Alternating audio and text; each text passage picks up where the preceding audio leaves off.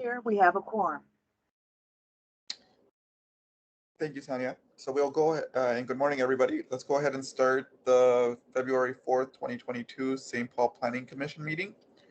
This meeting is being held remotely as it's not practical nor prudent for the commission and its committees to meet in person pursuant to Minnesota Statute Section 13D.02. In light of the ongoing pandemic, it's not feasible for the Planning Commission or its members to be present at its regular location. And so members will be appearing remotely via telephone or other electronic means. We'll begin today's meeting by doing a roll call. Sonia? Commissioner Holt, Here. Commissioner Hood, Present. Commissioner Kantner, Here. Commissioner McMurtry, Here. Commissioner Mitchell, Commissioner Moore, Here. Commissioner Presley, Commissioner Reilly, Here. Commissioner Risberg, Here. Commissioner Said, Commissioner Taggia, Commissioner Thomas, Commissioner Underwood, Here. Commissioner Yang, Here. and Chair Randall Morales. Here.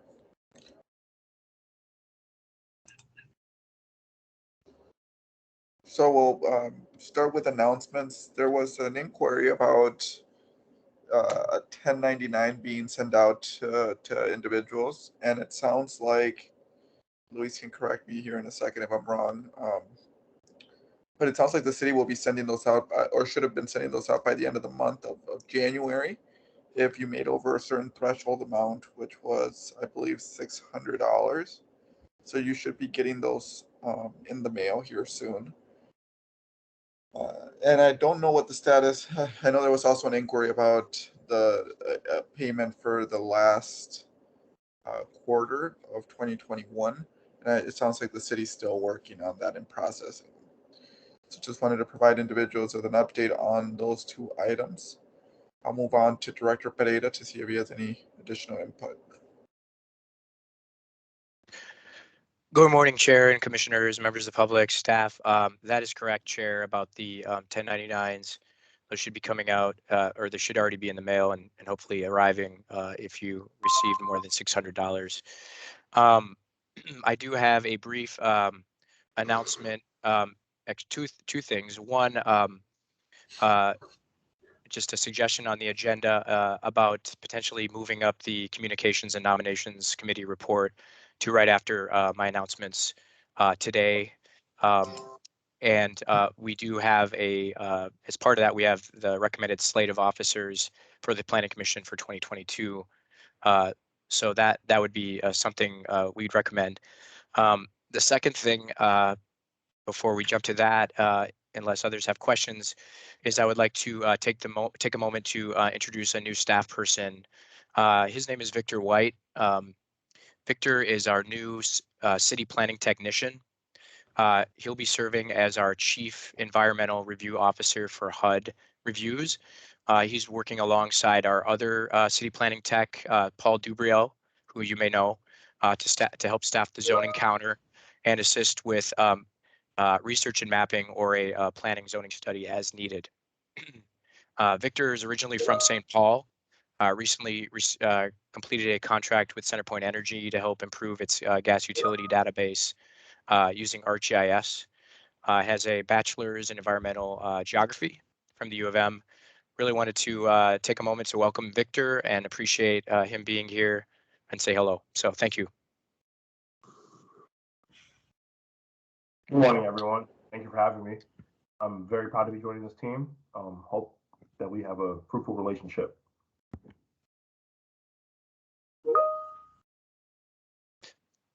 Thank you. And that concludes my update.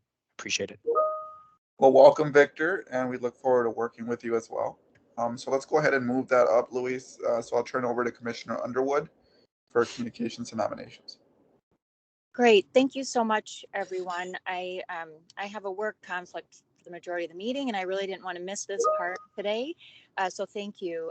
It is technically our annual meeting today, so welcome. And two items we are very excited for and really proud of Director Pieta and his team for the 2021 Planning Commission report. This is a report that technically comes from our chair and shared with the mayor, staff, city council, and the public, reporting on the activities of this body over the last year. And for the first time, the report is a website, and it is rich with information, and it allows for easy access to specific projects and subjects, and is just, you know, in these last few years, the report has just gotten that much more dynamic, and having its own web page is just that much more accessible to the general public and something to share. And I'm excited for those who have really put in the time, especially on projects like Hillcrest or you know, really active zoning projects, to be able to see their work online in this dynamic way and be able to share it. So we wanted to present that to the body, and I assume a link is in the chat.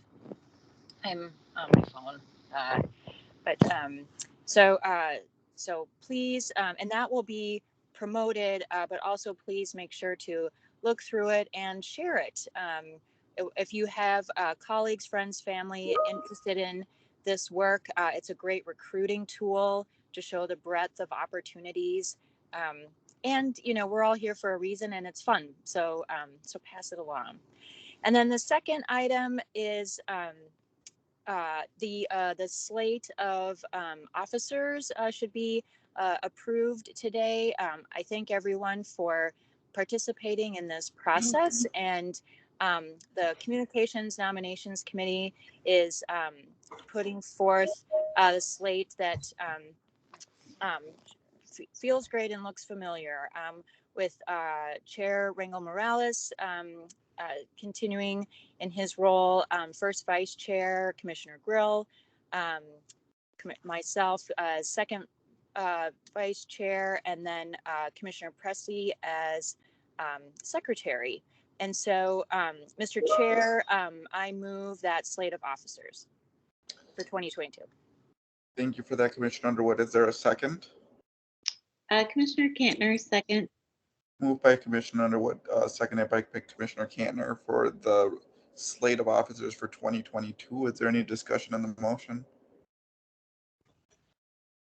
All right, so Sonia, can we get a roll call?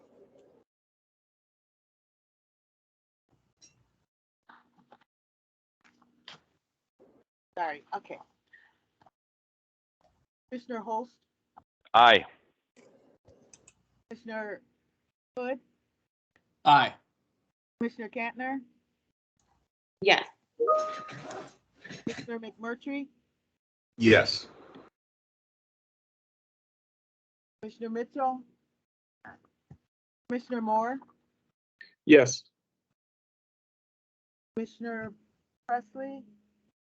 Yes. Oh, thank you.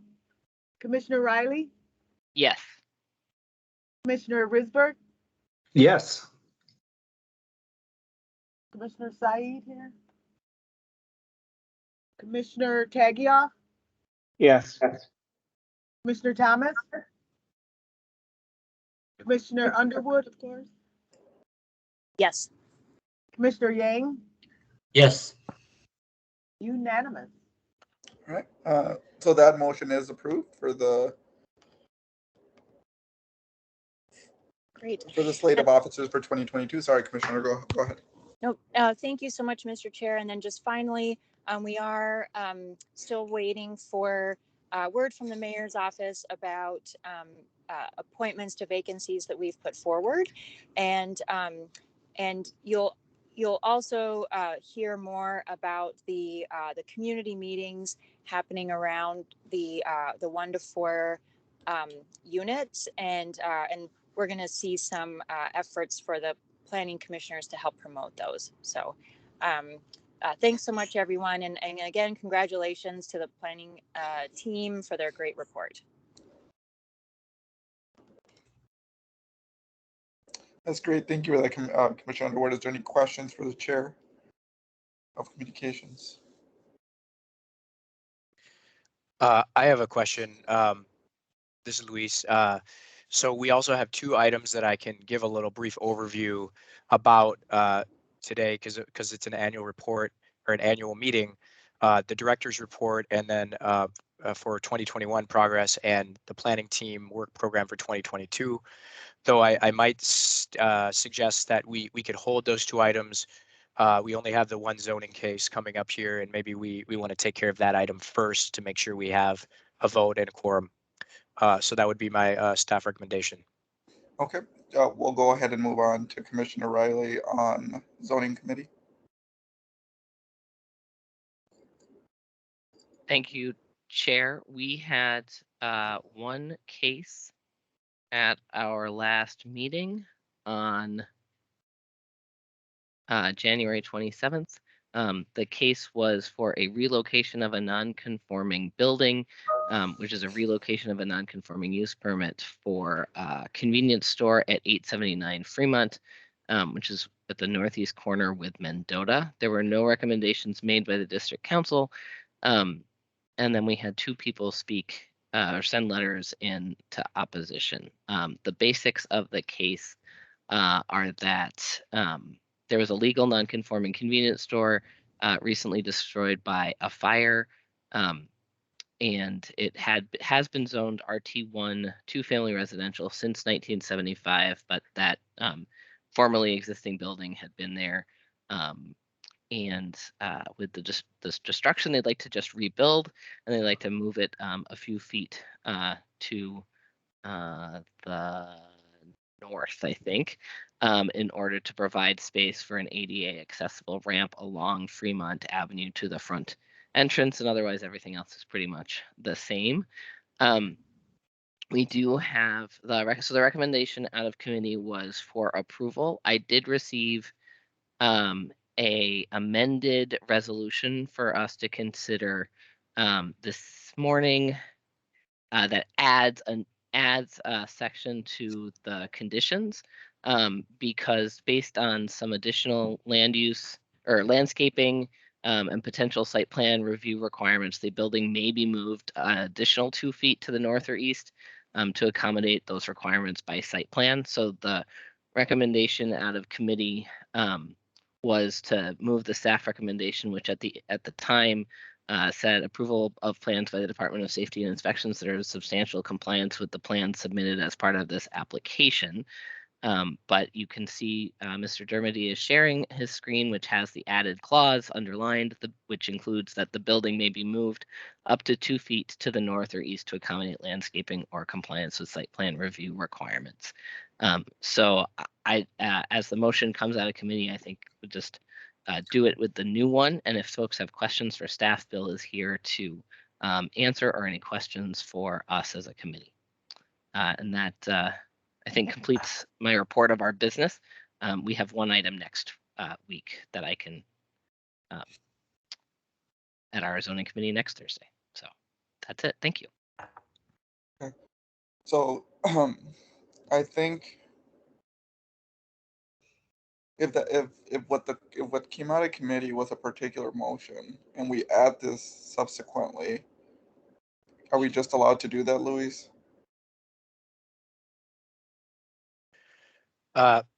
Chair, I believe somebody could amend the motion, or there's the actual motion coming from committee. I think somebody would need to amend it. That would be my understanding. I don't know if others have thoughts. Why don't we take Commissioner Reilly's comments as a motion to amend the resolution coming out of committee, and then I would take a second on that, and we can take a vote, and then we can take a vote on the new language. So is there a second on Commissioner Reilly's motion to amend the motion coming out of committee? I will second that motion. Okay, Commissioner so motion, yep, motion made by Commissioner Reilly, seconded by Commissioner Hood to add the underlined portion to the resolution of the motion coming out of, or to the resolution coming out of the committee. Is there any discussion on that motion? Ms. Tanya, can we get a roll call? Commissioner Hood, Yes. Commissioner Holst, Yes. Commissioner Kantner, Yes. Commissioner McMurtry, Yes. Commissioner Moore, Yes. Commissioner Presley, Yes. Yes. Commissioner Reilly, Yes. Commissioner Risberg, Yes. Commissioner Taggia, Yes. Commissioner Underwood, Yes. Commissioner Yang, Yes. unanimous. Right, so that language will be added, and so the motion coming out of committee is for approval. You see the language specifically. Approval of a relocation of non-conforming use at 879 Fremont with the additional condition that was just added. Is there any discussion on the motion? All right, seeing none, Sonia, can we get a roll call? Okay, Commissioner Hood, Yes. Commissioner Holst, Yes. Commissioner Kantner, Yes. Commissioner McMurtry, Yes. Commissioner Moore, Yes. Commissioner Presley, Yes. Commissioner Reilly, Yes. Commissioner Risberg, Yes. Commissioner Taggia, Yes. Commissioner Underwood, Yes. Commissioner Yang, Yes. unanimous.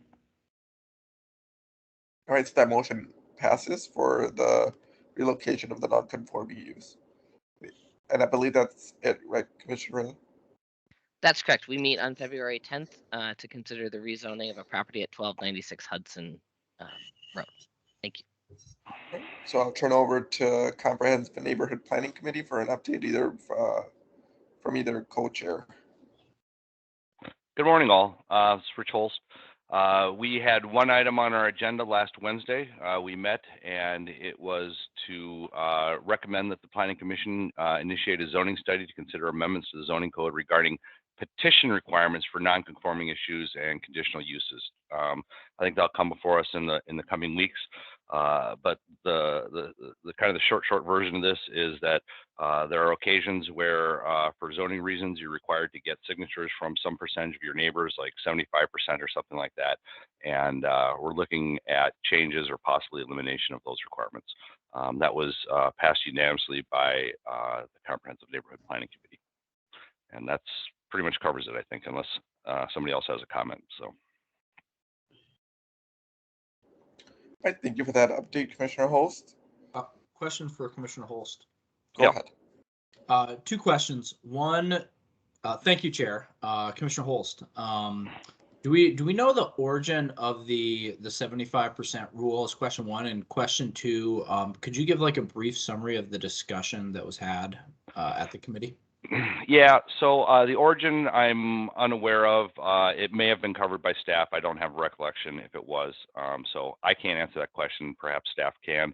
And the discussion was relatively brief, but the discussion mostly centered around difficulties in obtaining. For example, imagine a situation where, within 100 feet, you've got a condominium, right? And it's got 75 units in there, right? Or imagine situations where, you've got non-resident owners of the property in the area, right? They live in Minneapolis, they live in Fort Myers, right? Obtaining signatures.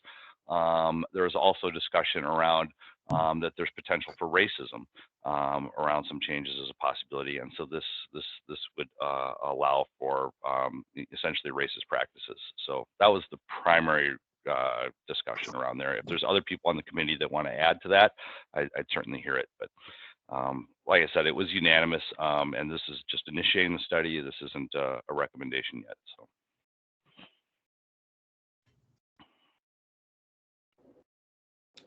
I wonder if staff could add to Commissioner Hood's question. Sure. Or try to answer them. Yeah.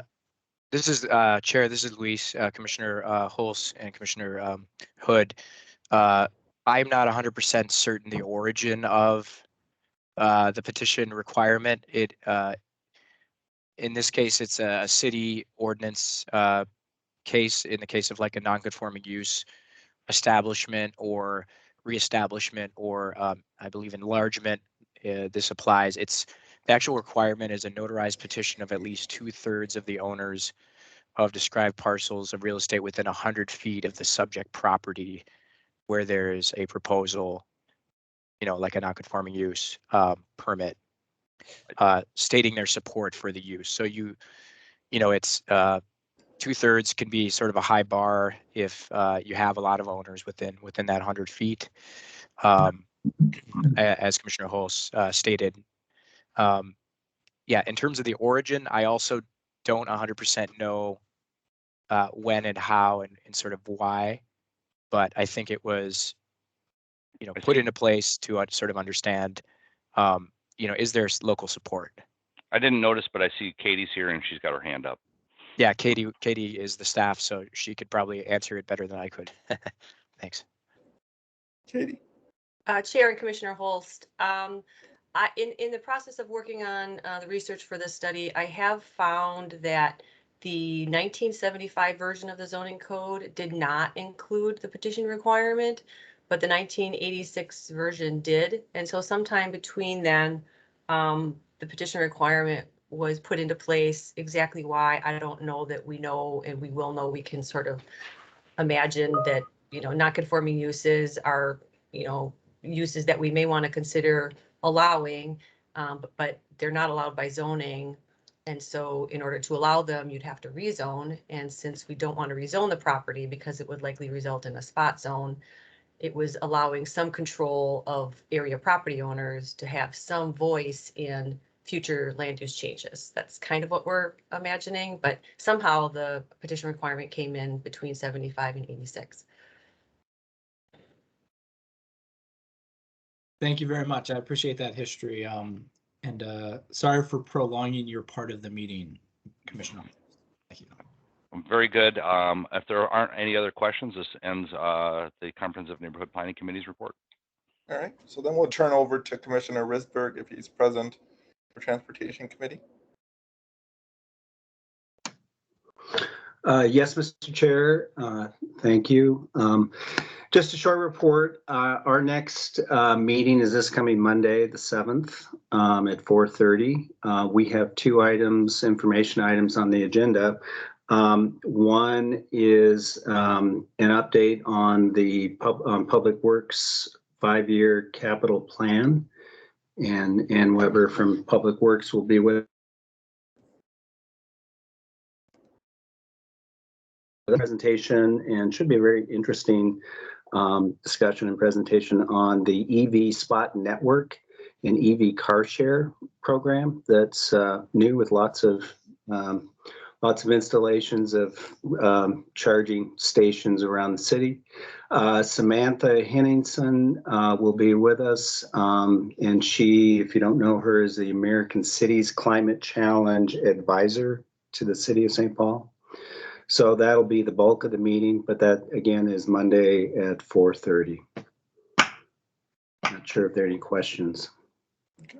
Any questions for the Chair of Transportation? Seeing none. Thank you for the update, Commissioner Risberg. And then we'll come back to you, Luis, on the annual report or any additional comments regarding that. Yes, Chair, thank you. I have a brief verbal presentation to walk you through two documents, both of which Sonia emailed out or updated the website with this morning. I will send you a direct link to the first one in the chat. So the first one is a document that analyzes progress made on the 2021 work program. I just wanted to walk you through that a little bit, just because it's a little bit dense. So let me see if I can find the right place to share. 1 second.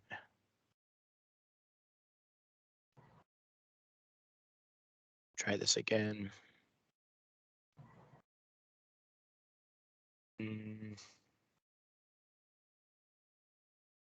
All right, can you see this?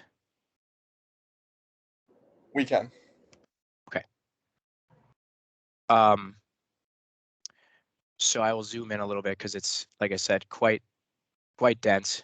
But you will notice that it looks a lot like the annual work program. It's not by accident. It's basically takes the items from the 2021 work program and lists them, reminds you sort of why we're doing that, and then sort of milestones and phase, where we are in terms of the progress. So what milestones were achieved in 21 or reached, and what phase we're at now. Is it complete? Is it ongoing? Are we in a staff phase, etc.? A few highlights. This year, in the green sort of headed section, we started the Riverview Station area planning, which was significant, and that's will continue to be a significant project into this year. Commissioner Underwood has stepped up and will be hopefully soon joining the station area task force. Thank you to Commissioner Grill for your contributions.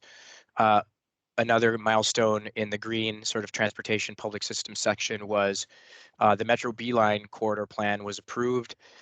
We participated in some of those conversations. That includes stop locations. So you recall the B-Line will be an extension from Minneapolis along Lake over to Marshall. It will come over to Snelling and I believe share a station with the A-Line Snelling-Dayton station, and then go down to Selby and follow Selby, and we'll have several stations at Hamlin, Selby Lexington, Selby Victoria, Selby Dale, before going downtown and sharing stations with the Gold Line. So that's an exciting development on that one. In addition, a big milestone this year on Network Next, the Metro Transit initiative, in part based on city input, including, I believe, Transportation Committee and staff and our Chief Resilience Officer, Russ Stark. The Met Council selected Rice Robert as the G line and the Como, Maryland corridor as the H line, future BRT stations in March 2021. Moving into the lighter blue section of the progress made document, another milestone, the Hillcrest master plan process hit a milestone with the completion of a draft master plan for your review here at Planning Commission. We'll have a public hearing coming up. The staff worked closely with Reconnect Rondo and ULI to get additional technical and community input on its 4P model, sort of public-private, philanthropic, people model, and then also helped Reconnect Rondo secure a grant, including a Met Council pre-development grant for work around anti-displacement, looking at the idea of an anti-displacement overlay and other tools.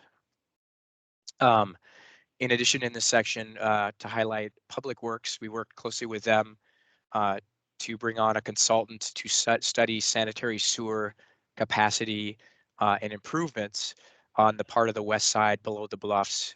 There's some development interest there. And so we realized that we had some capacity constraints in the area, and the importance of studying that, understanding our constraints, and moving forward. The city also, moving into the zoning part of this, in sort of navy, dark blue, the city adopted elimination of minimum parking requirements, as you all know, and homeless service facilities, following commission recommendations on both of these. City staff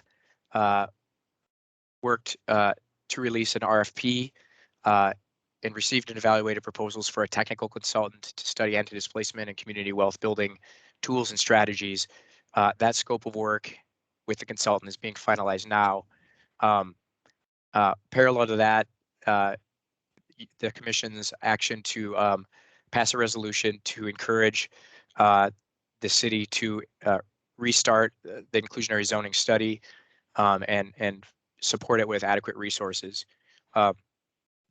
That study is included in this anti-displacement consultant's scope of work. And two more in the red section, other work. We completed a RFQ for what we've called the investment tracking system. And this is really kind of an internal thing for PED to better have a database system to track sort of all of our investments.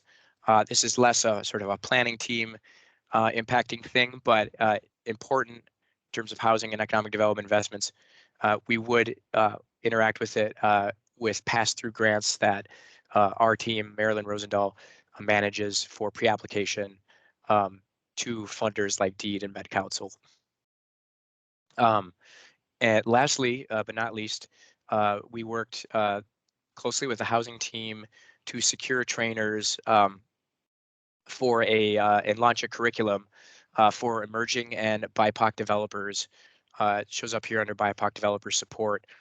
So started that in the fall, and now is underway with a focus on small housing development, so incremental housing development, but not limited to that.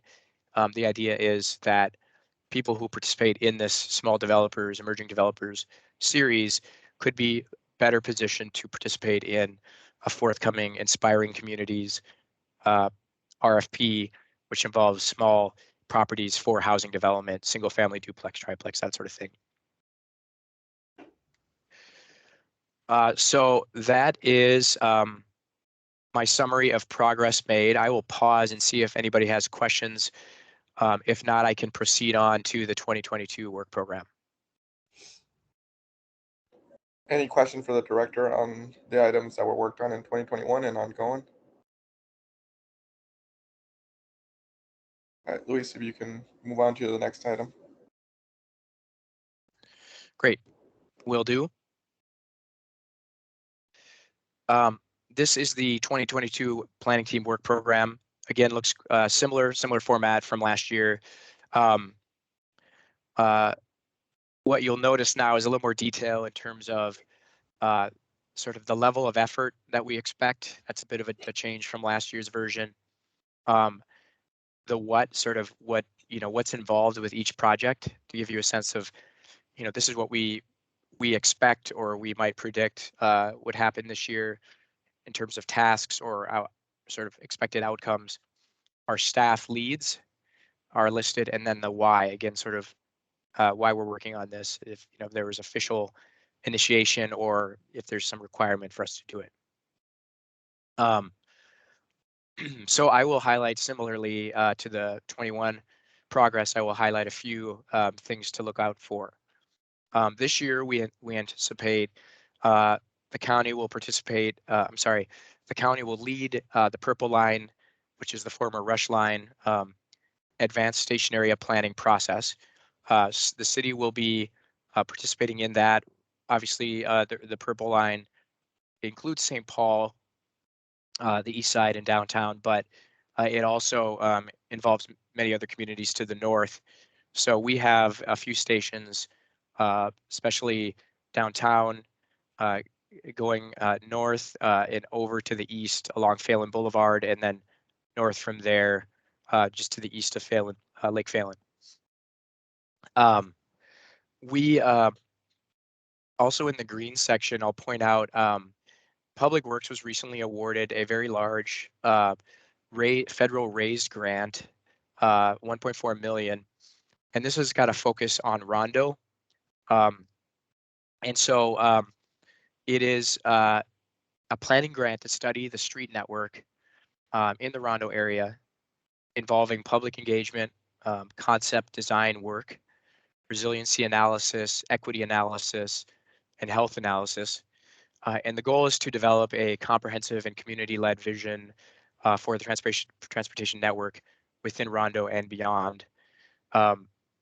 We are not the leads, but given our work with Reconnect Rondo, sort of on the land bridge side of things, we will be involved in some way to support public works staff in overseeing the grant and implementation. I've been told by the project manager there that they're going to be hiring a consultant. And so an RFP is being put together now for that work. So there's just a lot of work going on sort of in the central Rondo area that sort of overlaps and is parallel. Tony Johnson is our lead on sort of the land bridge side of things with Reconnect Rondo, but he's also working with me closely on the anti-displacement work. That's citywide work. That's another highlight for this year. Further down in red, you will see the anti-displacement policy work, program and regulatory work, and this is actually sort of involving the whole of PED, planning, housing, economic development, and grants administration teams, as well as the mayor's office and the Office of Financial Empowerment. Our first focus is looking at implementation of the rent stabilization ordinance as it currently exists. And so we are already, our director, Director Nicole Goodman, and the Director of Office of Financial Empowerment are working very closely on implementation of that ordinance. You know, what is needed to launch that successfully by May 1st. In addition, are there ways to augment the ordinance to you know, sort of to infer or to make it more implementable? And those are items that are going to be identified. Our consultant is also going to be weighing in and giving us some of their recommended best practices on implementation. To jump back up to the lighter blue section here, neighborhood site and redevelopment planning. Hillcrest master plan will be moving forward. We anticipate after the public hearing here, the Planning Commission in March, the City Council would be taking this up along with the rezoning, which travels with the master plan, and you know, moving to a final recommendations on both of those, so that the project can move forward with site preparation, so cleanup, grading, and planning, and you know, beginning of site prep for redevelopment. Lastly, I will just highlight something that we've talked about a little bit earlier today, is the 1 to 4 unit housing study, phase 2. We've mentioned, Commissioner Underwood mentioned the virtual public engagement that started. We had a successful first session on Tuesday night. It was co-hosted by Mac Groveland and Highland District Councils. We had about 50 people. We have 2 more that are geographically specific. So the next one is February 10th. It is co-hosted by Hamlin, Midway, Como District Councils, along with North End. And it's kind of focused on the central and northwestern part of the city, whereas the first one was sort of southwestern part of the city. We'd love your help to promote those sessions to get as many people as possible to attend and participate. So we'll share the social media posts for you to share with your various professional and personal networks. We have another one March 2nd, which is focused on the east side neighborhoods and west side. That is co-hosted by Dayton's Bluff Community Council. This study, as you know, you recommended and the City Council recently adopted phase 1 amendments. It's an ongoing study, so we have phase 2 amendments looking at a smaller neighborhood scale housing options, trying to get good community engagement now, and we're beginning to pivot into drafting up potential text amendments. And so we hope to have that to you later this year for consideration. Those are my big highlights of the 2022 work program, and I'm happy to answer questions.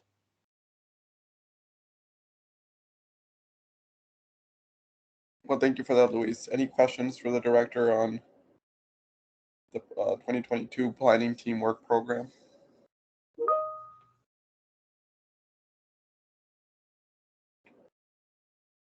All right. Commissioner Reilly. I just have one. Thank you, Chair.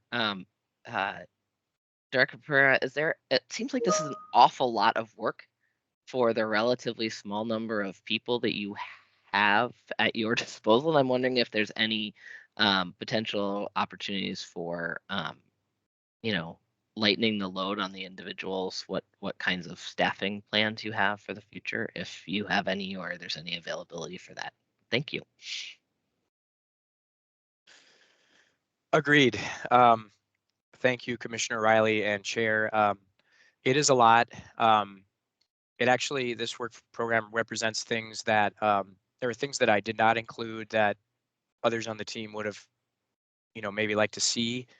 I'm trying to manage what is there's sort of a lot of different initiatives, and we're often called to participate in activities that we didn't anticipate. So for instance, we just heard not on the work program, for instance, the River Learning Center, an initiative of Parks and Rec and the Great River Conservancy.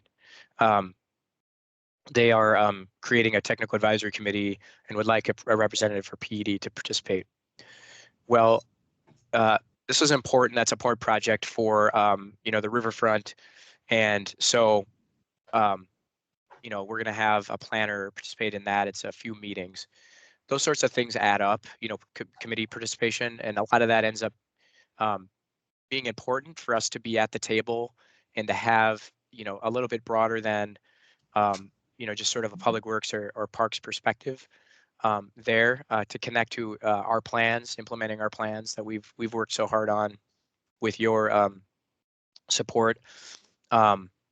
So it's sort of an art, I would say. How do we manage our time? We are, I will say, fully staffed up now. So with the addition of Victor and Spencer and Marilyn, we are finally back up to a full staff on the planning team. We have talked about potentially adding an FTE related to research and mapping, which will, if we were successful to make that case in the budget process, would tremendously help folks like Bob Spalding and Michael Wade, who we have, sort of more than enough on their plates, but also could even help with some of the planning sort of research studies that we do, assist with some of the mapping, some of the data analysis pieces. I will also say that we, many of our items, they tend to be more than 1 year. They tend to, be multi-year initiatives. So a lot of the things on the list reflect those realities. The transportation projects are oftentimes multi-year endeavors. And so we want to stay involved and participating with our public works colleagues. The Grand Round implementation is another one that has taken multiple years and is moving not to complete conclusion, but has had a lot of success and has some great milestones to share. Really where I feel like there's a lot of unknowns with how much time it will take are the larger redevelopment sites that have been conceptualized and maybe proposed publicly, but haven't necessarily moved forward on the zoning and regulatory side. Projects like, are we going to see a site plan for the Snelling Midway site for additional development there? Would we see a new master developer proposal for the Luther Seminary site? Will we see a movement also on the River's Edge site, working with our county partners and the developer there? All of those are really up in the air. We don't necessarily know the timing, but we keep them on the work program because if they do materialize, it could be a significant amount of time from staff team. And so in the meantime, if those things don't move forward as quickly as we expect this year, we're able to advance zoning studies and other things that maybe are a little less time sensitive from the perspective of, a hard deadline.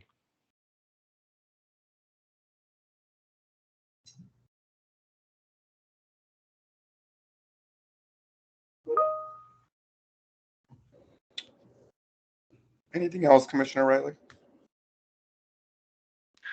No, thank you very much, Chair. I did thank Luis in the chat and suggested that if they need anything from us, here we are. So thank you. Appreciate it. This is great work. Just fabulous. Thank you, Commissioner Reilly. Appreciate it. And is there any additional questions for Director Pededa? All right, well, thank you for the presentation, Luis. It's always great to know what's coming up for the upcoming year and sort of what we can look forward to in the Planning Commission. So I'll move on to the next item on the agenda, which is the Task Force and Liaison reports. Luis, were we able to appoint Commissioner Underwood to the vacancy that Commissioner Grill will to the vacancy after Commissioner Grill leaves a Riverview corridor? Chair, I don't know if that's formally happened yet. Commissioner Underwood and I spoke this morning about moving forward on that front. She's going to reach out to Anton Jervey to see what more needs to happen to move that forward. I believe, I can't recall, but I believe you simply appoint her. I can't remember if we had a vote previously with the appointment with Commissioner Grill. You may remember better than me, but if we need to do that, we certainly can at a future commission meeting. Okay. Well, I don't believe we had a vote for it. I think Commissioner Grill was the volunteer for that position. So I would, to the extent necessary, Commissioner Underwood sounds interested, so that'd be great if she could take over and help Commissioner Grill so that she can come off that task force. Chair will do. Yep. Thank you. Okay, and I don't think there's any additional task force report at the moment. So I'll go on to old business, new business, or any item Commissioner would like to add to the agenda at the next meeting.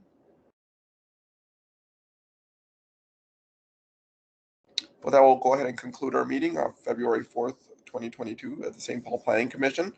Thanks everybody for joining, and I hope everybody stays warm and has a good weekend. Thank you. Thank you. Have a good weekend. Thank you, Chair. Thanks, everybody. Take care.